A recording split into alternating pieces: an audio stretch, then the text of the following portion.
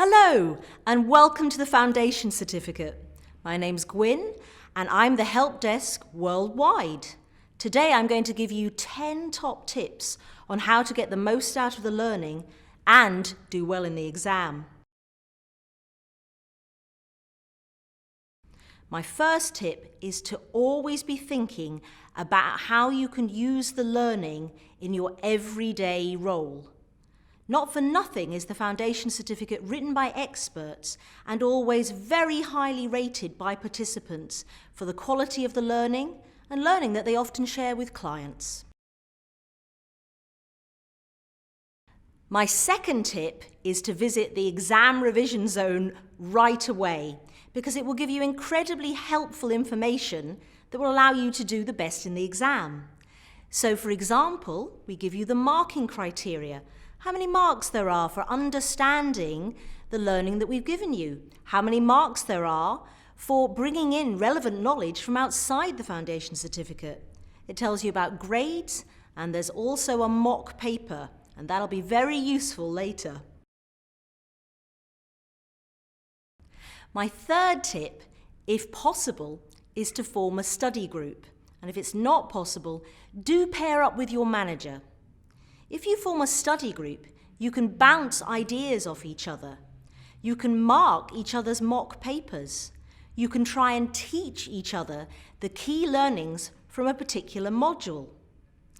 Another useful thing about the study group is that if they are looking at your handwriting, they can tell you if it's legible.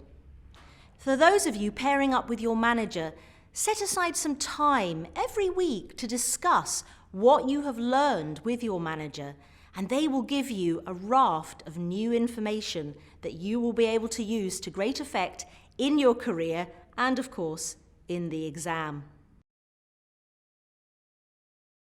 My fourth tip is to remember that the Foundation Certificate learning is available every day, all day, anywhere that you can get a Wi-Fi connection, on a variety of different devices and through lots and lots of different browsers. That means that you can be accessing it whenever you've got a spare 5 minutes or quarter of an hour. You can be looking at it perhaps on your journey home or at home. So take every opportunity you can to learn something. Set yourself a task of learning something every single day. My fifth tip is to tell us well in advance if you are dyslexic or dyspraxic. We'll need to see some official note on that, perhaps from your family doctor. This is really worth our while knowing because we can give you extra time in the exam. Now, it's worth noting that the exam is always in English. If English is not your first language, you can bring in a dictionary. It's entirely up to you. By the way, the exam is closed book. It means that you will go in with a pen and we give you the exam paper. You won't be given anything else and you won't take in anything else, but you will be taking in a great deal of knowledge. My sixth tip is to start to make connections between the learning paths. They're in a very logical order and you should start to see patterns emerging.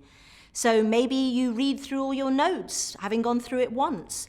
Start to draw arrows, start to think about connections, and very importantly, start to think about connections to your everyday career. What else do you know about that?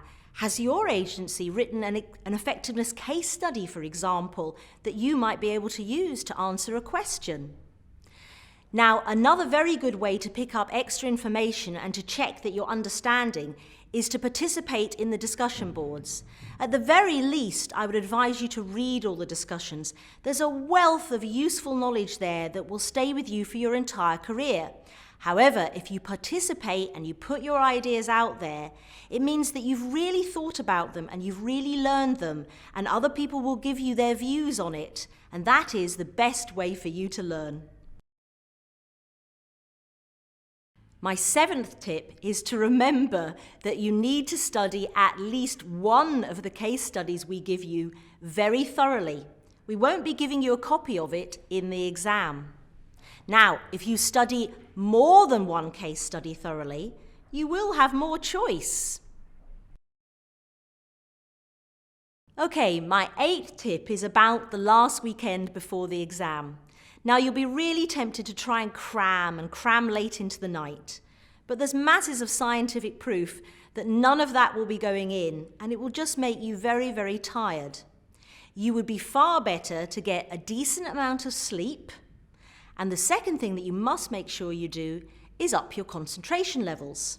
Sleep will help, but the other way is to make sure that you're properly hydrated, because even a 2% drop in your hydration will mean a 20% drop in your concentration. My 9th tip is to do with when you're actually in the exam room and the exam paper is in front of you. Read all the questions. Start to think about what you're going to do. Make sure you answer the right number of questions in each section. My advice is to reread the question at least once. And of course, as you're going along, make sure that you actually answer that question. Very important, this. Now, you can play to your strengths. So, for example, if your career is as a media planner and there happens to be a media question that you know lots and lots about, not only from the Foundation Certificate, but also from your career, then feel free to answer that question. And my final point, point 10, is always take the time to write a plan of your essay. Those 5 minutes will pay you back in spades. Now, good luck, and I will be here to support you.